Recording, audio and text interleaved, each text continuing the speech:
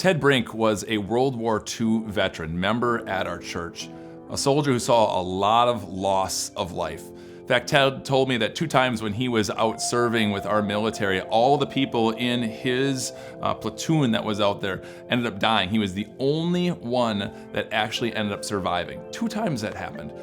He told me that one time after they had been badly beaten, they were back in camp, and then General Patton came. He was pretty excited about telling me that he met Patton.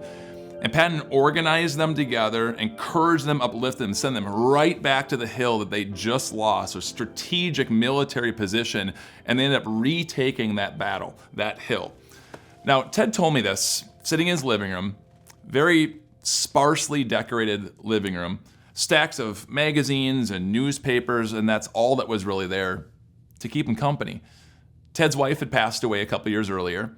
Ted was in his mid-90s, so all of his friends had passed away. Ted was kind of a hermit inside of his house, hard for him to get out. And Ted, if I remember, has one son, but he never really called because Ted was so hard of hearing from all the gunfire that he endured. You literally had to yell at him. I hear him giving him the sacrament of Jesus' body and blood, yelling, "Christ's body and blood." He couldn't hear. And then that made him pretty lonely. And so I offered, "Ted, do you mind? I could organize some people from church to maybe come over and see you." And Ted very politely refused. And why?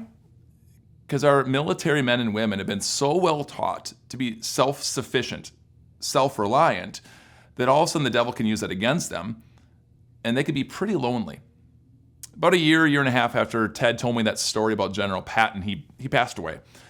And I have a bit of regret, I really do, that I didn't do more, that I wasn't assertive enough to just organize people to come over, or for me to come over with my kids and my wife. I just didn't do it. I just got busy. Who serves our veterans after they turn to be in need themselves? These great men and women selflessly serve, put their lives on hold. Who serves them now? Who helps them now when they are in need? And you and I know what it's like to be in need. You and I know what it's like to have a darkness weighing on us and not knowing how to get help, who to ask for help. You and I know what it's like to have pain in our lives and draw within. And that's why Christ came. Christ came for us, to free us, to help us, to blast away that darkness, to blast away that loneliness, and to give us joy, to give us peace. We could invite Jesus. The unbelief was too dark, too blinding.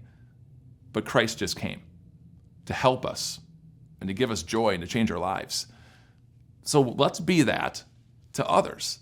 The love that Christ poured into our lives, let's pour that love into others. And see, that's the encouragement that we get here from 1 John chapter 3. This is how we know what love is. Jesus Christ laid down his life for us, and we ought to lay down our lives for our brothers.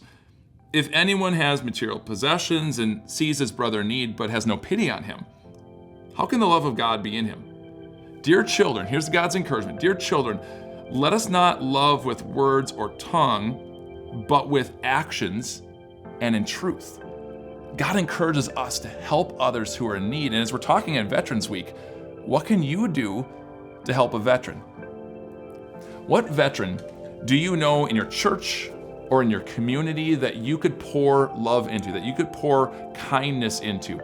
I wish that I had just gone and baked some cookies and brought them over to Ted. Okay, truth be told, asked my wife to bake some cookies. Ted didn't want my cookies. They're like biohazard in cookie form. But what could you do? Mow their lawn? Shovel their driveway? Invite them over for dinner? Drop off some sweet treats? How can you serve and love veterans in your area that you know and let them know how deeply appreciative you are for all they've done? How can you pour the love of Christ into others as it's been poured into you? Who do you know? What veteran do you know that this week you can serve with food or with friendship?